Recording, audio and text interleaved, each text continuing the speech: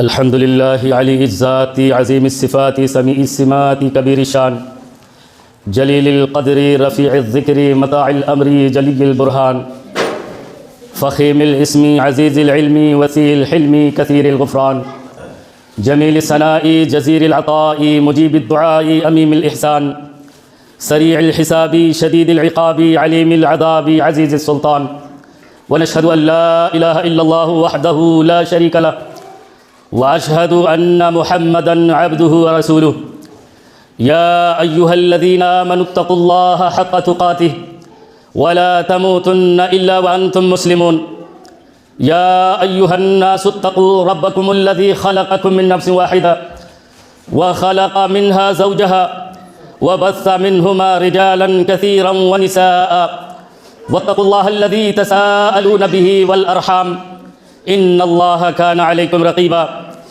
يا ايها الذين امنوا اتقوا الله وقولوا قولا سديدا يصلح لكم اعمالكم ويغفر لكم ذنوبكم ومن يطع الله ورسوله فقد فاز فوزا عظيما اما بعد فان خير الحديث كتاب الله وخير الهدي هدي محمد صلى الله عليه وسلم وشر الامور محدثاتها وكل محدثة بدعة وكل بدعة ضلالة وكل ضلالة في النار فقد قال الله تبارك وتعالى في كلامه المجيد والفرقان الحميد أعوذ بالله من الشيطان الرجيم بسم الله الرحمن الرحيم قل إن كان آباؤكم وأبناؤكم وإخوانكم وأزواجكم وعشيرتكم وأموال اقترفتموها وتجارة تخشون كسادها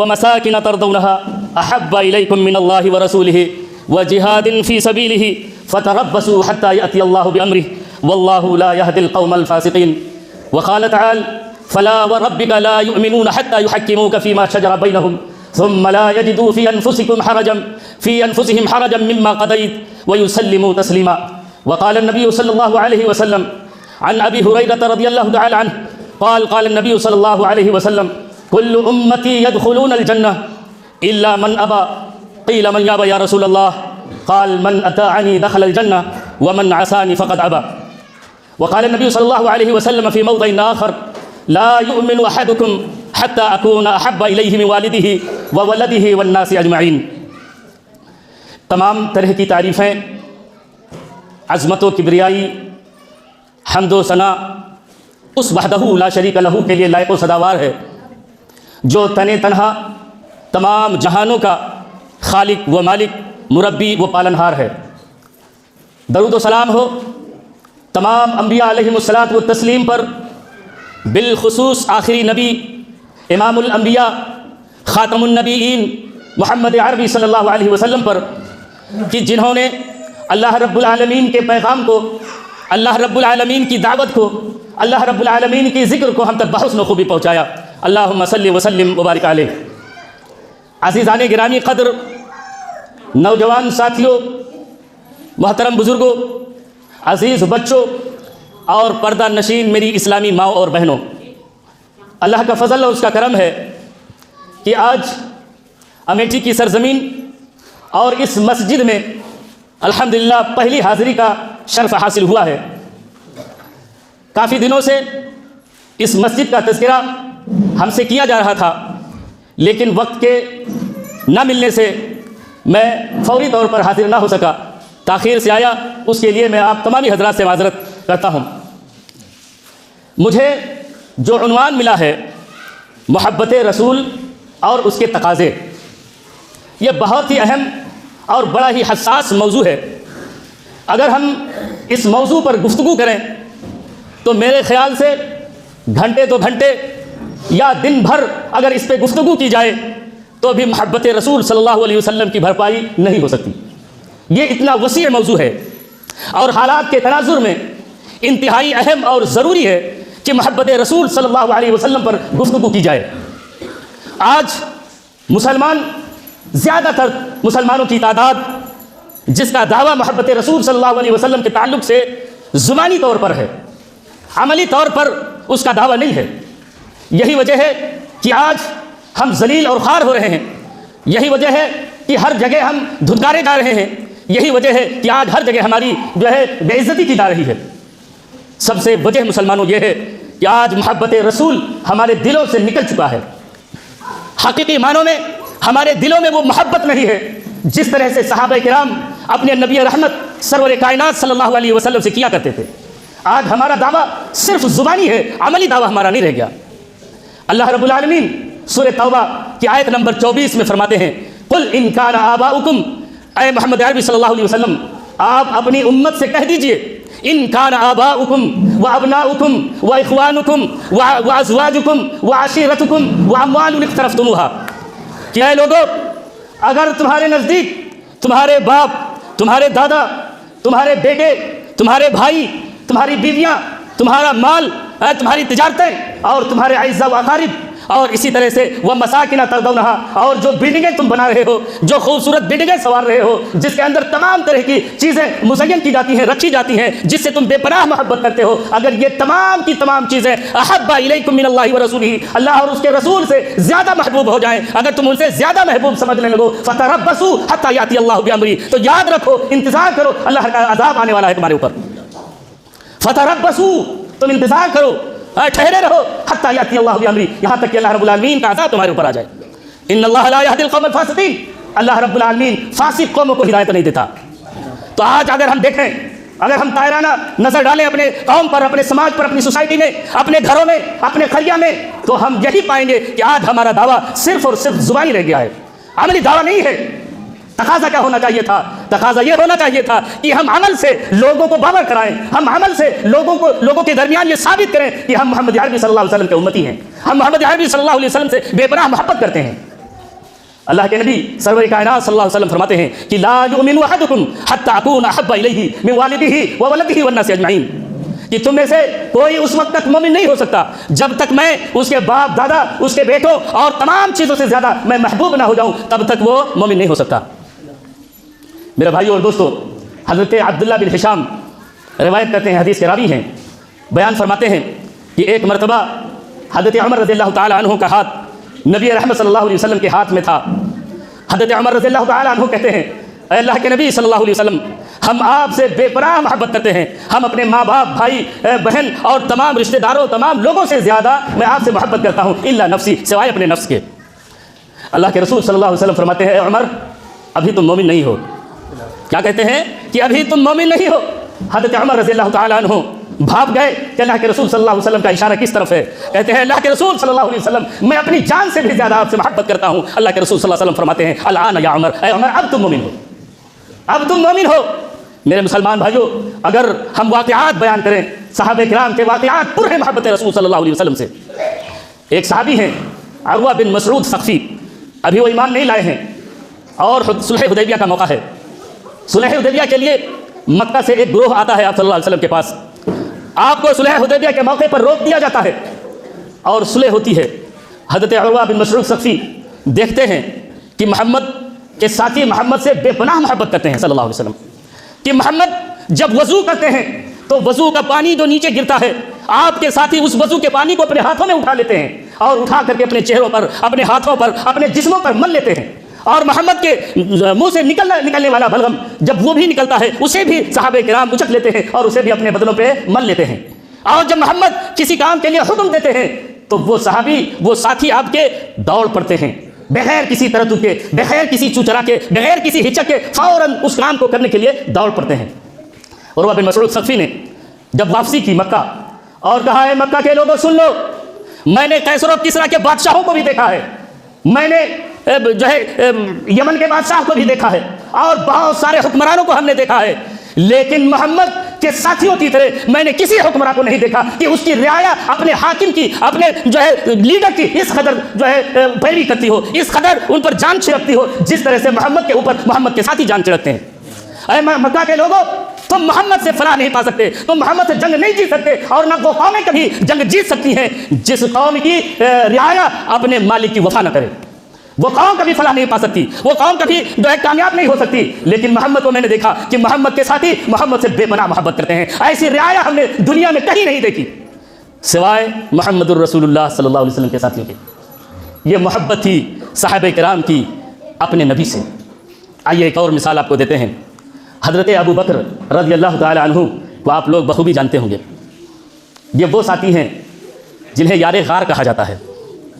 جب مکہ والوں نے آپ صلی اللہ علیہ وسلم کو زد و کوب کرنا شروع کر دیا، آپ کے راستے کو تنگ کر دیا، الہ العالمین کی طرف سے یہ حکم آ گیا کہ اے محمد آپ ہجرت کر کے مدینہ چلے جاؤ۔ اللہ کے رسول صلی اللہ علیہ وسلم کو حکم الہی ہوتی ہے، دوڑتے ہوئے اپنے ساتھی کے پاس آتے ہیں، حضرت ابو بکر رضی اللہ تعالیٰ عنہ کے کان میں کہتے ہیں، اے ابو بکر اللہ کی طرف سے اجازت نامہ آ چکا ہے کہ میں مکہ چھوڑ کر کے مدینہ چلا جاؤں۔ حضرت ابو بکر کی آنکھیں اشکبار ہو جاتی ہیں، آنکھیں رو دیتی ہیں اور کہتی ہیں اللہ کے رسول صلی اللہ علیہ وسلم ہم آپ کو اکیلے مدینہ نہیں جانے دیں گے۔ یہ ابو بکر آپ کا ساتھی رہا ہے، یعنی غار میں بھی آپ کے ساتھ رہا ہے اور ہجرت کے دوران بھی آپ کے ساتھ رہے گا۔ اے اللہ کے رسول ہم آپ کا ساتھ نہیں چھوڑنے والے۔ اللہ کے رسول صلی اللہ علیہ وسلم کے ساتھ ابو بکر چل پڑتے ہیں اور اللہ کے رسول کہتے ہیں ابو بکر میرے پاس مکہ والوں کی کچھ امانتیں رکھی ہیں، انہیں واپس کرنا ضروری ہے۔ حضرت اللہ کے رسول صلی اللہ علیہ وسلم حضرت علی رضی اللہ تعالیٰ عنہ کو بلاتے ہیں اور کہتے ہیں علی میں ہجرت کرنے جا رہا ہوں، دیکھو میرے پاس یہ فلاں امانتیں، فلاں لوگوں کی امانتیں میرے پاس ہیں، تم آج رات میرے بستر پر سو جانا اور صبح اٹھ کر لوگوں کی امانتیں واپس کر کے تم بھی چلے آنا۔ حضرت علی رضی اللہ تعالیٰ عنہ کا بیان ہے کہ جب میں رسول اللہ صلی اللہ علیہ وسلم کے بستر پر لیٹا، کہتے ہیں خدا کی قسم مجھے اس سے پہلے اس قدر نیند نہیں آئی تھی جس قدر محمد رسول اللہ صلی اللہ علیہ وسلم کے بستر پر اس رات میں لیٹا، جبکہ اگر کوئی دوسرا ہوتا تو یہی خیال کرتا کہ آج کی رات جو محمد صلی اللہ علیہ وسلم کے گھیرے کو لوگ تنگ کیے ہوئے ہیں، محمد صلی اللہ علیہ وسلم کے قتل پر آمادہ ہیں، اگر میں بستر پر لیٹ جاؤں گا تو ہمیں لوگ قتل کر دیں گے۔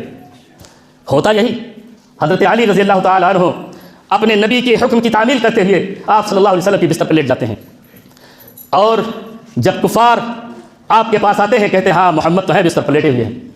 بہرحال لمبا واقعہ ہے، حضرت علی رضی اللہ تعالیٰ عنہ کہتے ہیں کہ اس رات مجھے جس طرح بہترین نیند آئی اس طرح مجھے کبھی نیند نہ آئی، کیونکہ اللہ کے رسول نے فرمایا تھا کہ یہ امانتیں مکہ والوں کو لوٹا دینا اور پھر واپس چلے آنا۔ مجھے یقین ہو گیا کہ مجھے موت آج رات نہیں آئے گی، مجھے موت آج رات نہیں آئے گی، کیونکہ سرور کائنات کا فرمان ہے کہ امانتیں واپس کر دینا اور مدینہ چلے آنا۔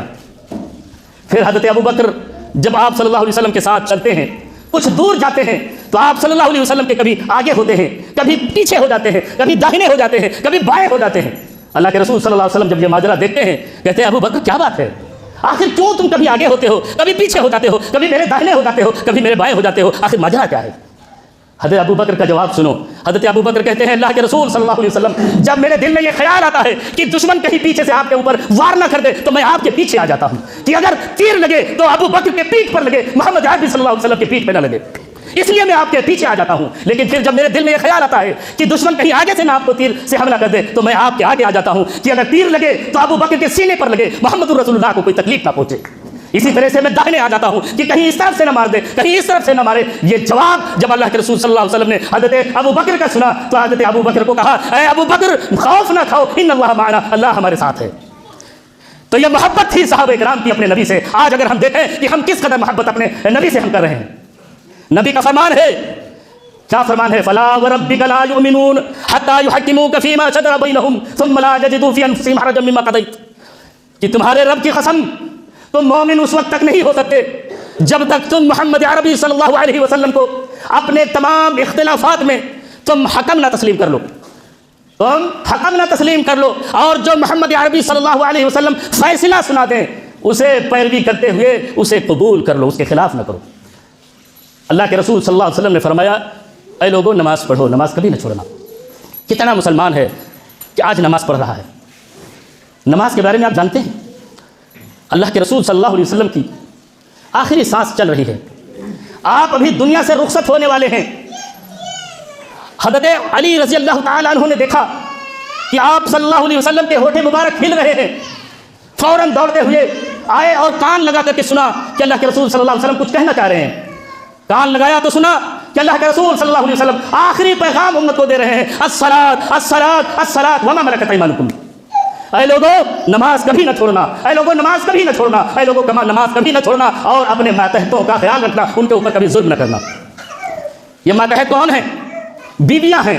اپنی بیویوں کے اوپر ظلم نہ کرنا، انہیں ناحق نہ ستانا، انہیں زد و کوب نہ کرنا، کیونکہ وہ دوسروں کے گھر سے آئی ہے، تمہاری شریک حیات ہے، تمہاری لائف پارٹنر ہے، تمہارا ساتھی ہے، اسے کبھی تکلیف نہ دینا، اس کے اوپر ظلم نہ کرنا، زیادتی سے کام نہ لینا، اور جو تمہارے نوکر چاکر ہیں، جو تمہارے پاس کام کرنے والے ہیں، ان کا خیال رکھنا، ان کے اوپر کبھی ظلم نہ کرنا۔ یہ اللہ کے رسول صلی اللہ علیہ وسلم کا آخری کلمہ ہے، اس کے بعد آپ صلی اللہ علیہ وسلم کی روح پرواز ہو گئی، آخری وصیت تھی۔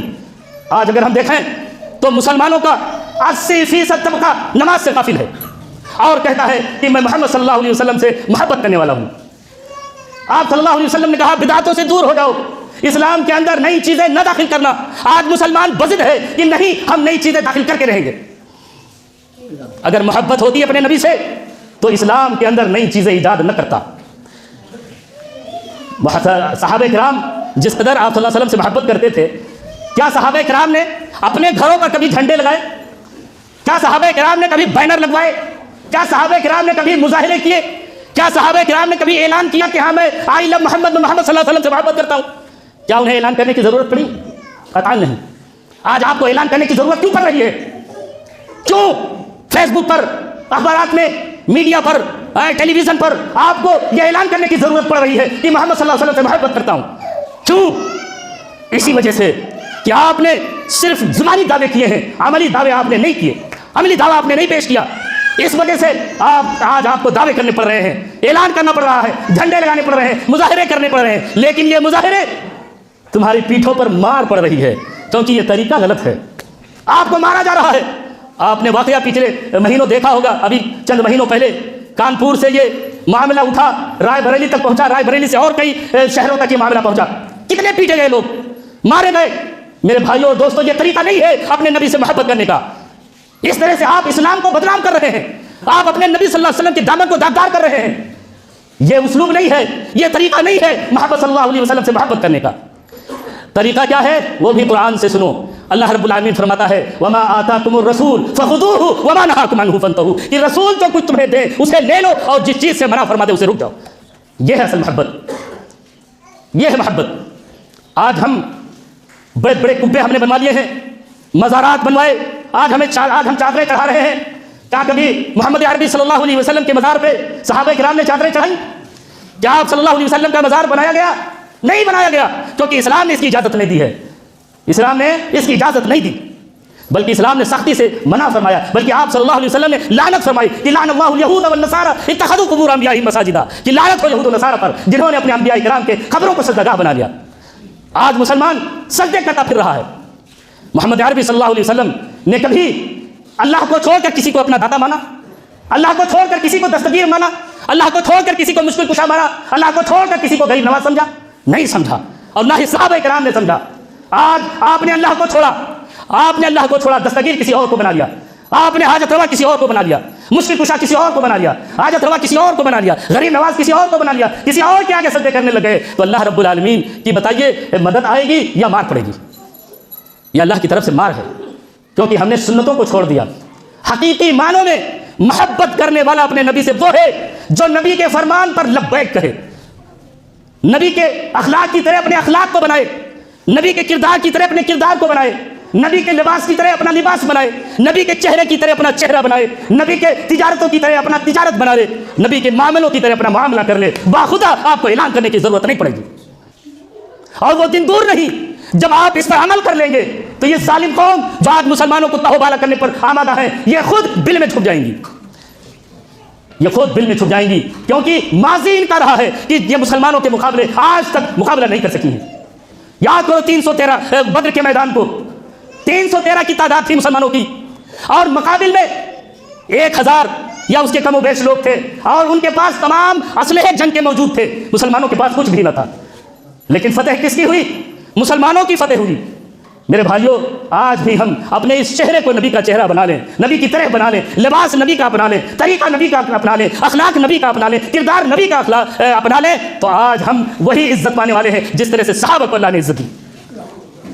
ایک واقعہ اور سنا کر میں اپنی بات کو ختم کرتا ہوں۔ غزوہ احد کا موقع ہے، ایک صحابیہ ہیں، اس غزوہ کے اندر ان کا شوہر بھی شہید ہو گیا، بھائی بھی شہید ہو گیا، بیٹے بھی شہید ہو گئے۔ جنگ ختم ہوئی، خبر دینے والوں نے آپ کو خبر دی کہ آپ کے بیٹے، آپ کا شوہر، آپ کے بھائی سب شہید ہو گئے اللہ کے نام میں۔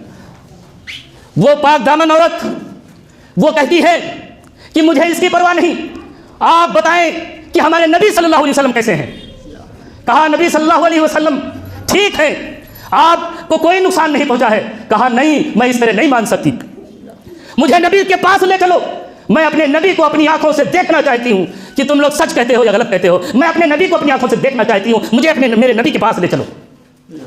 انہیں رسول اللہ صلی اللہ علیہ وسلم کے پاس لایا گیا. جب نبی رحمت صلی اللہ علیہ وسلم کو دیکھ لیتی ہیں کہ آپ بالکل ٹھیک ٹھاک ہیں, برملا کے اٹھتی ہیں کہ اللہ اگر میرے نبی سلامت ہیں تو ساری جہاں میرے لیے سلامت ہے, اگر نبی سلامت ہیں تو میرے لیے پوری جہان سلامت ہے. یہ بیٹے 2-3 کیا اگر 100 بیٹے ہمارے ہوتے تو میں انہیں اللہ کی راہ میں قربان کر دیتی. مجھے اس پر کوئی ندامت نہیں ہے. ندامت تو تب ہوتی جب محمد عربی صلی اللہ علیہ وسلم کو کوئی نقصان پہنچ جاتا. میرے بھائیوں, عورتوں کے اندر بھی اس قدر محبت تھی اپنے نبی صلی اللہ علیہ وسلم سے. آج نوجوان کس کو اپنا آئیڈیل مان رہا ہے؟ دیکھیے نوجوان طبقہ یا تو کسی ہیرو کو پکڑے ہوئے ہے, وہ کسی ناچنے والے کو اپنا آئیڈیل مان رہا ہے, یا ہماری نوجوان بچیاں کسی ہیروئنوں کو اپنا آئیڈیل مان رہی ہے. جو جس کو آئیڈیل مانتی ہے وہ اسی کی طرح لباس پہنتی ہے, وہ اسی طرح سے اپنے بال کو کٹاتی ہے, اسی طرح سے اپنی حیات کو بناتی ہے. اسی طرح سے نوجوان لڑکا جس ہیرو کو اپنا آئیڈیل مانتا ہے وہ اسی طرح سے اپنا بال بھی کٹاتا ہے. دیکھا ہے آپ نے؟ نہیں دیکھا؟ اسی طرح سے ہیئر کٹنگ کراتا ہے, اسی طرح سے اپنے لباس کو بناتا ہے. آپ نے آئیڈیل کس کو مانا ہے؟ ایک ناچنے والے کو مانا ہے, یا ایک کرکٹر کو اپنا آئیڈیل مانتا ہے, رول ماڈل مانتا ہے. اللہ کے رسول صلی اللہ علیہ وسلم فرماتے ہیں سلو من تشبہ بقوم فہو منہم. جو جس قوم کی مشابہت کرے گا, جو جس کو اپنا آئیڈیل مانے گا, وہ اسی کے ساتھ قیامت کے دن ہوگا. اے نوجوان بچوں سمجھو اور اپنے آپ کو اجاگر کرو. نبی کو اپنا آئیڈیل مانو, نبی کو اپنا جو ہے رہنما مانو, اور نبی کی طرح اپنا بال کٹاؤ یا اپنے لباس کرو, اپنے چہرے بناؤ, تاکہ تمہیں کل قیامت کے دن نبی کے ساتھ اٹھایا جائے. نبی کے ساتھ اٹھایا جائے. یہ تمنا ہونی چاہیے تمہاری, یہ تقدس ہونی چاہیے تمہاری, یہ کوشش ہونی چاہیے تمہاری کہ ہم اٹھائے جائیں کل تو اپنے نبی کے ساتھ اٹھائے جائیں. ہم نمازیں پڑھیں گے تبھی ہم سچے نبی سے محبت کرنے والے بنیں گے. ہم جھوٹ کو چھوڑیں گے, شراب کو چھوڑیں گے, اور تمام برے کام کو چھوڑیں گے, اور نبی کے طریقے کو اپنائیں گے, تبھی ہم سچے محبت کرنے والے ہوں گے. یہی محبت کا تقاضا ہے. آپ جب جس سے محبت کرتے ہو تو آپ تلاش کرتے ہو کہ میرا محبوب کھاتا کیا ہے, میرا محبوب پہنتا کیا ہے, میرا محبوب سوتا کب ہے. آپ اس کے بارے میں پوری ہسٹری تیار کرتے ہو, جاننے کی کوشش کرتے ہو کہ نہیں؟ کیا کبھی ہم نے محمد عربی صلی اللہ علیہ وسلم کی سیرت کو بھی جاننے کی کوشش کی؟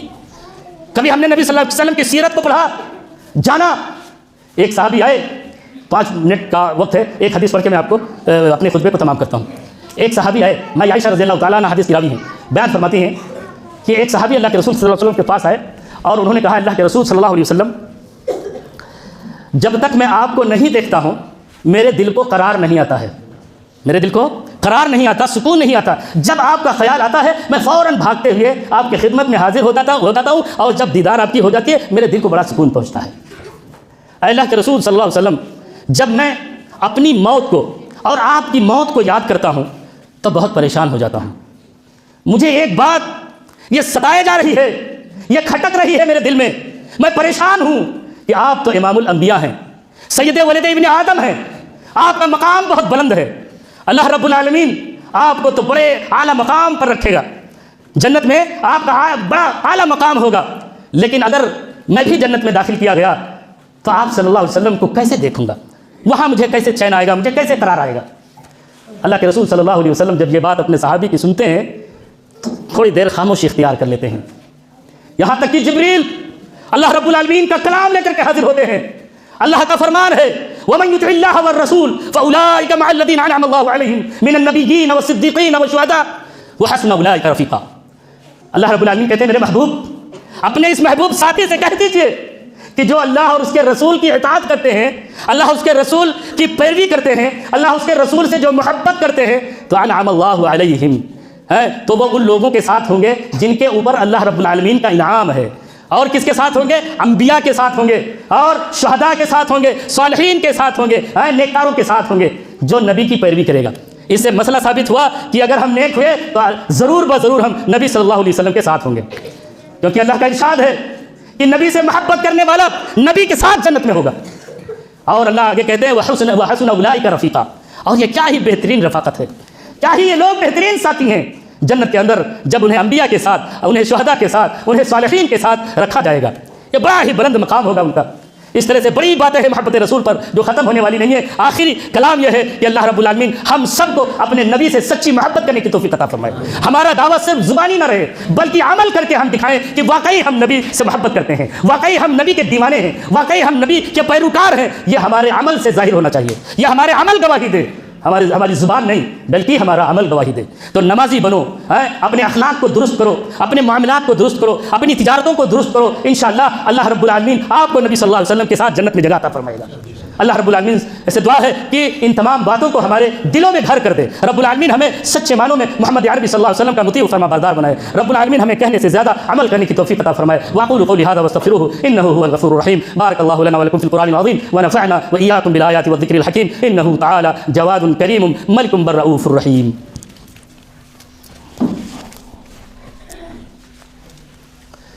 الحمد لله كفى وسلام على عباده الذين اصطفى. أما بعد أعوذ بالله من الشيطان الرجيم. بسم الله الرحمن الرحيم. إن الله وملائكته يصلون على النبي يا أيها الذين آمنوا صلوا عليه وسلموا تسليما. اللهم صل على محمد وعلى آل محمد كما صليت على إبراهيم وعلى آل إبراهيم إنك حميد مجيد.